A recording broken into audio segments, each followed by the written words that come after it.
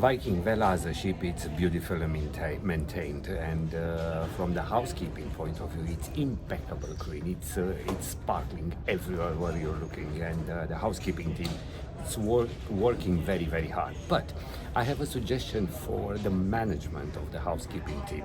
Maybe next time when you decided that you need to do some maintenance and some cleaning on the balcony, just leave a little note or send a message to your passengers, because the risk is that you think that your cabin, it's your private space, of course, it's your home away from home, and you don't need to respect any rules, especially related to the dress code, if you know what I mean.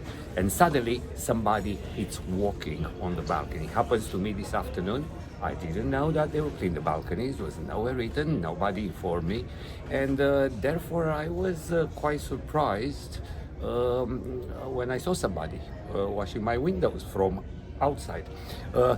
Imagine, fortunately, I was decent, but imagine what will happen if the poor lady from the housekeeping, while washing the windows, will see something like that.